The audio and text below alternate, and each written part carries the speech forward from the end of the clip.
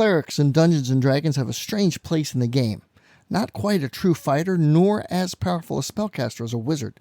They wield blunt weapons, perhaps as an edict against spilling blood, or because blunt weapons are easier to use and more effective against the undead. They seem to be based off the Knights Templar of history and the vampire hunters from Hammer horror films of the 1960s and 70s. In any event, they bear little resemblance to the Sorcerer-Priests that were common in the Pulp fantasy stories of Robert E. Howard and other sword and sorcery authors of the day. In this video, I'm going to take a deep dive into clerics as sorcerers, their place in the game, and eliminating the divine aspects in favor of something more akin to a pulp fantasy style sorcerer-priest. Coming right up on RPG Retro Reviews.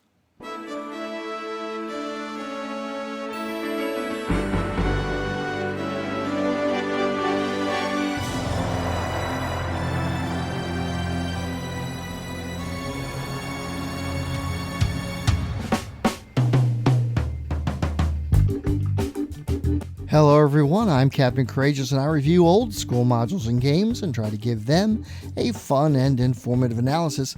This week I'm doing something a little bit different and taking a look at how you might modify clerics in your OSR or D&D games to more closely resemble the Sorcerer-Priests from Pulp fantasy stories. But first, a big thank you from Dark Wizard Games for sponsoring this video.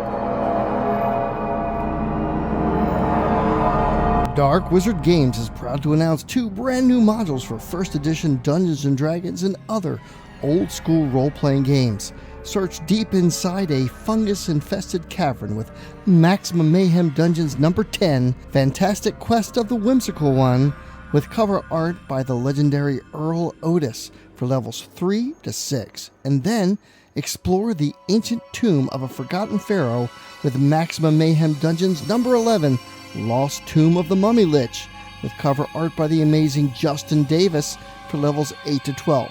You can get into the mayhem now by supporting this latest Kickstarter from Dark Wizard Games. A link is in the description. Alright, let's get into it. The origin of the cleric as a class in Dungeons & Dragons is mired in the annals of gaming history. According to game designer Mike Carr, a version of the class originally showed up in the Castle Blackmore campaign hosted by D&D co-creator Dave Arneson, where Mike tried to create a character with vampire hunting abilities, thus explaining where the turn undead ability comes from. There's also an argument where Gary Gygax based his version of the cleric on the historical Knights Templar, and the edict against spilling blood might have some origin in the Norman invasion of England in 1066. So it seems that there are many hands and concepts that went into the final form of the cleric in D&D as we know it today. Thus, for good or ill, the cleric has evolved, or perhaps devolved, into a glorified healer and support character at the game table. Last year, when I adopted several of the concepts from Dan Master's Deathbringer RPG to my Hyperborean game, one of the things I did was to eliminate the Vancian magic system in favor of one that more closely resembles spellcasting from pulp fantasy stories such as those written by Robert E. Howard and Clark Ashton Smith. And for that, I turned to the Dungeon Crawl Classics RPG. And since then, actual play and experience has modified that system even further. I have my own modified spell corruption tables and sorcerer specialties based on the ones listed in the Hyperborea RPG. Thus, one of the major changes to magic in general is the elimination of the cleric class entirely in favor of turning them into sorcerer-priests, or a specialty type of sorcerer. Let me pause for a moment. You know, we really do live in a period of abundance when it comes to D20-based D&D systems. From the main OSR iterations to modern systems, many are simply clones or reproductions of earlier D&D rules.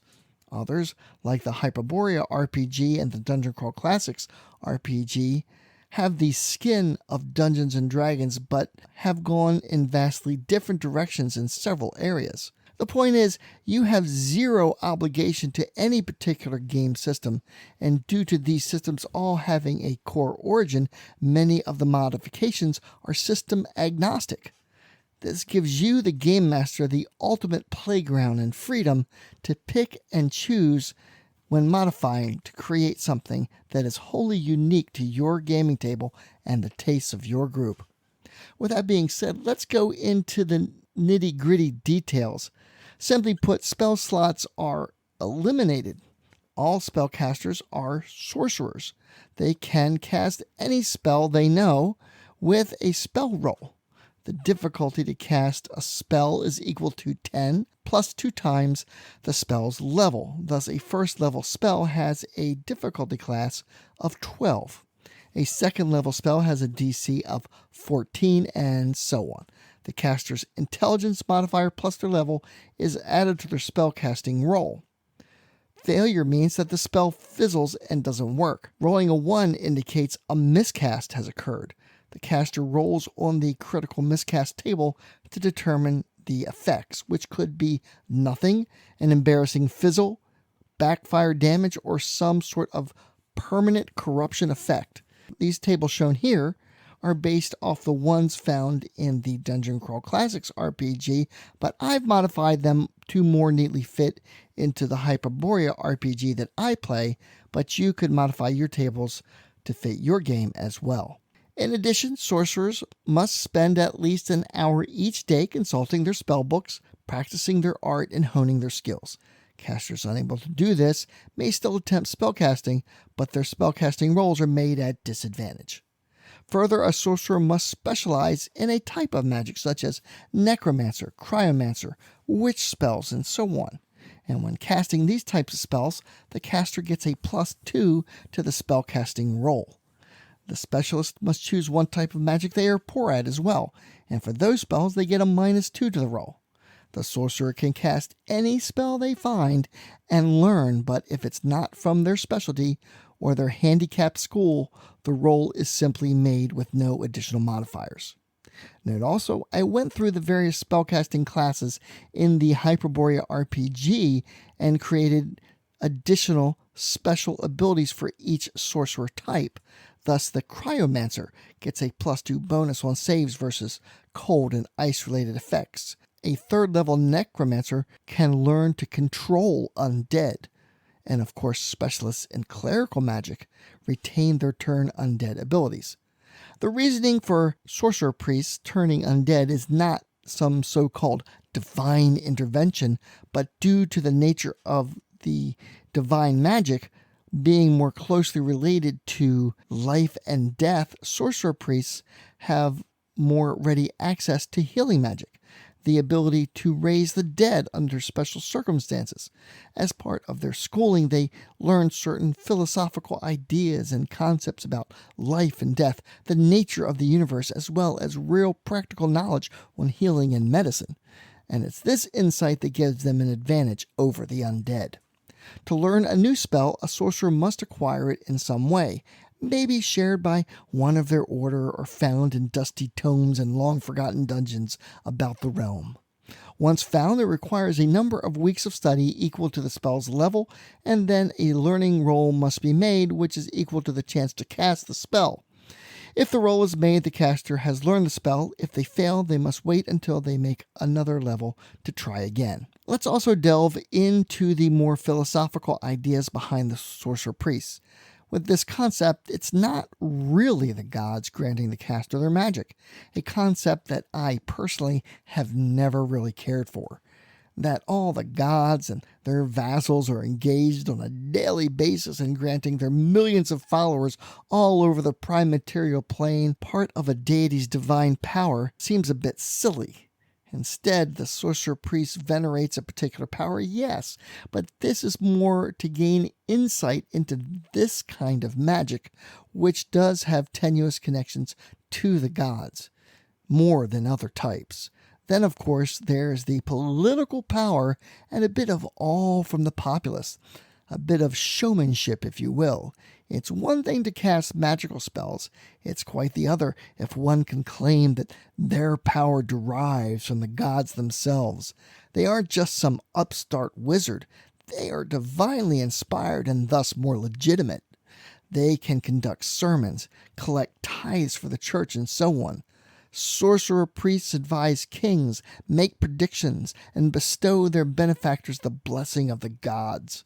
For a small tithe to the church, of course. It's a pretty good gig, if you can get it.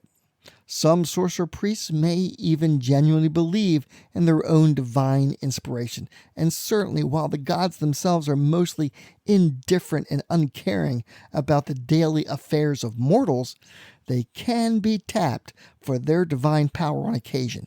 But gaining that sort of power requires long, involved rituals, the alignment of certain astrological constellations or planets, and these calendar events probably need to be conducted on sacred ground and involve various types of blood sacrifices in order to gain a boon from the god in question.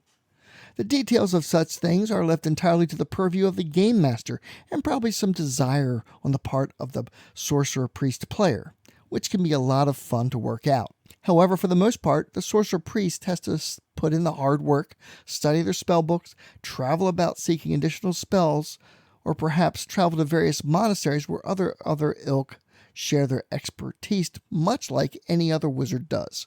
Having said all of that, I've really only covered the player character side of things.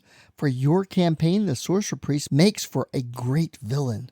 The religious fanatic who is the head of a cult of the followers of Cthulhu or Yog-Sothoth, with desires and intentions certainly countered to the continued happy lives of the player characters and everyone else in the realm for that matter, kidnapping the helpless to use in their vile blood sacrifices. These sorcerer-priests are corrupt to the core, and their vile magic has probably twisted and mutated their bodies in horrible and terrible ways, resulting in reptile skin, tentacles for arms, cat-like eyes, forked tongues, and other corpulent modifications that devotion to such elder powers involves. They don't just have human followers either. Their depredations into the nether realms had called forth the most horrid of things, dysmorphic entities with corrupt forms unnatural to those living in a world confined to the mere 3 dimensions. These insanity-inducing creatures sally forth on pseudopod-like feet to rend, tear, and dissolve the enemies of the cult. You get the idea. The combining of traditional sorcery with divine magic is more akin to keeping with D&D's pulp fantasy roots than the Templar warrior priest that one traditionally sees at the game table. In addition, adding the divine spell list to a magic user's spell list also allows for some fun and interesting combinations, such as spiritual weapon and magic missile. And while the sorcerer priests can't wear armor, they can wear mage armor.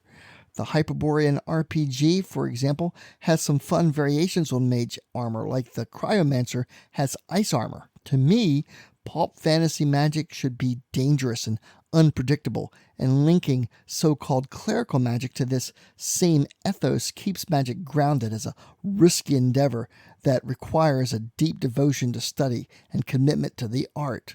But those are my thoughts. What do you think about eliminating the advancing magic system for spell checks and corruption rolls? What do you think about sorcerer priests in general? Let's have a fun conversation in the comments section. And thank you all so much for watching. I'd like to take a moment to thank my patrons. Without you, this channel is simply not possible. Please give this video a like, comment, and share. Please check out my Teespring store for great gaming swag, t-shirts, carry bags, coffee mugs, and more. Join the channel's Facebook page, RPG Retro Reviews, and consider supporting the channel by becoming a patron yourself, or alternatively, you can just send a tip through the PayPal tip jar, or leave a tip through Super Thanks. As always, my friends, may your D20 roll true, and game on.